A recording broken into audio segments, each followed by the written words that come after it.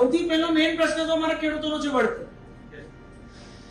અને એના ખીચામાંથી ₹1 શું કામ નુકસાન કરે એ લોજિક મને નથી સમજાતું. તમે મારી વાડીમાં આવશો, હું તમારી વાડીમાં આવીશ તો તમે એ જ કહેશો. આ હ્યુમન વાત છે. આ તમારે અહીંયા તમે પહોંચો છો ને લૂંટ નથી મચાવતા ખેડૂતો. એનો અધિકાર માંગે છે અને એ અપેક્ષા બધાને હોય. આજે એને કંઈક વેચવું હોય તો એ વેચવાનો ભાવ કે ના વેચવું હોય તમે જરાક કરાવો તો થોડાક તો વધારે અપેક્ષા રાખે ને. હું તો બિલકુલ ખેડૂતો સાથે છું. સાંસદ પૂનમબેન માડમને તમે સાંભળ્યા. બંધ બારણે જીએસપીએલ કંપનીના અધિકારીઓનો ઉધડો લીધો. ખેડૂતો પોતાની જમીન બચાવવા માટે, યોગ્ય વળતર માટે સતત 11 દિવસથી લડત ચલાવી રહ્યા છે. 11મા દિવસે સાંસદની નજરે આ મુદ્દો આવ્યો. એમણે મધ્યસ્થતા કરી અને આંદોલનનો નિવેડો આવ્યો. વાત કરીશું આ વિષય પર. નમસ્કાર, આપની સાથે હું સેજલ.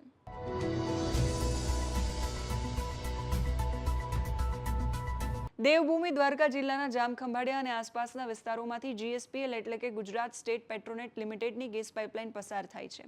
નિયમ પ્રમાણે જે ખેડૂતોની જમીનમાંથી આ પાઇપલાઇન નીકળે એમને યોગ્ય અને પૂરતું વળતર મળવું જોઈએ. પણ છેલ્લા ઘણા સમયથી સ્થાનિક ખેડૂતો આક્ષેપ કરી રહ્યા છે કે કંપની એમને વળતર નથી આપી રહી, એમને કંઈ પણ નથી રહી. સર્વેમાં પણ ગોટાળા છે.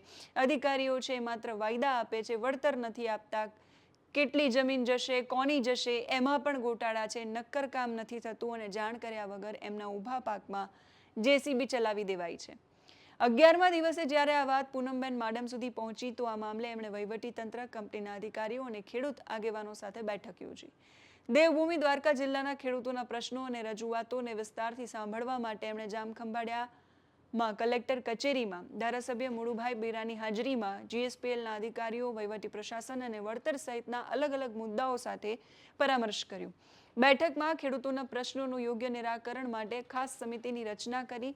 એના માટે જરૂરી સૂચનાઓ એમણે આપી. અન્નદાતાઓના હિતોનું રક્ષણ થાય, એમની રજૂઆતોનો સંતોષકારક નિવેડો આવે એના માટે સંબંધિત અધિકારીઓને જરૂરી કાર્યવાહી કરવા માટેની પણ સૂચના આપી. ખેડૂતોને સંતોષકારક વળતર નક્કી થયા બાદ જ પાઇપલાઇનનું કામ શરૂ કરવા બેઠકમાં સર્વસહમતિથી નિર્ણય લેવામાં આવ્યો. આ જાણકારી ખુદ પૂનમબેન માડમે પોતાના સોશિયલ મીડિયા એકાઉન્ટ એક્સ પર આપી છે. પણ બંધ બારણે યોજાયેલી બેઠકમાં ખેડૂતો માટે કંપનીના અધિકારીઓને પૂનમબેન માડમે શું કહ્યું ખખડાવતા એ સાંભળો. સૌથી પહેલો મેઇન પ્રશ્ન તો અમારા ખેડૂતોનો છે વળતર. અને એના ખીચામાંથી ₹1 શું કામ નુકસાન કરે એ લોજિક મને નથી સમજાતું. તમે મારી વાડીમાં આવશો, હું તમારી વાડીમાં આવીશ તો તમે એ જ કહેશો. આ હ્યુમન વાત છે. આ તમારે અહીંયા તમે પહોંચો છો ને લૂંટ નથી મચાવતા ખેડૂતો. એનો અધિકાર માંગે છે અને એ અપેક્ષા બધાને હોય. આજે એને કંઈક વેચવું હોય તો એ વેચવાનો ભાવ કે ના વેચવું હોય તમે જરાક કરાવો તો થોડાક તો વધારે અપેક્ષા રાખે ને. હું તો બિલકુલ ખેડૂતો સાથે છું. વિકાસના નામે ખેડૂતોના ખેતરોની વચ્ચે મોટા મોટા થાંભલા ઊભા કરી દેવાય છે, કાં તો જમીનની નીચે પાઇપલાઇનો ધકેલી દેવાય છે.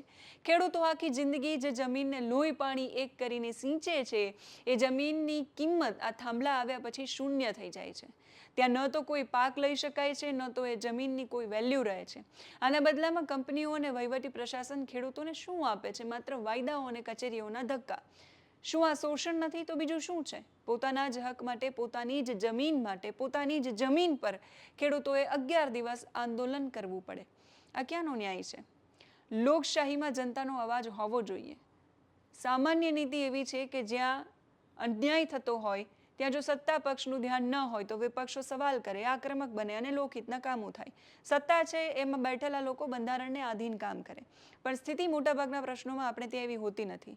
વિરોધ થાય, આંદોલનો થાય, આક્રોશ થાય, લાઠીચાર્જ થાય અને અંતે પ્રશ્નો સાંભળવામાં આવે ને પછી એનો ઉકેલ આવે. આ કેસમાં એવું ન થયું. સાંસદ પૂનમબેન માડમે પોતે અવાજ ઉઠાવ્યો, પ્રશ્નોનો ઉકેલ આવ્યો.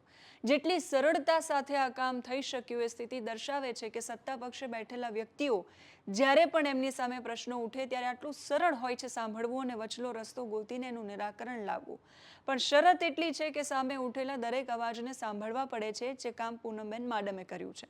વિપક્ષ જ્યારે વિરોધ કરે તો લોકો સામે આક્રમક અંદાજમાં હોય, સત્તા બંધારણે બંધ બારણે બેઠક કરીને બોલે. પણ મૂળ પ્રશ્ન એ છે કે સરકારે એ અવાજોને સાંભળવા તો પડશે જ. વિકાસના નામે કે થાંભલાના નામે તમે જગતના તાતનું શોષણ કરો એ તો ક્યારેય ન ચાલે. સરકારે સાંભળવું તો પડશે જ, જે દ્વારકામાં થયું. તમે શું માનો છો આ ઘટના પર એ કમેન્ટ કરીને કહેજો. અત્યારે આ વિડીયોમાં બસ આટલું જ. નમસ્કાર.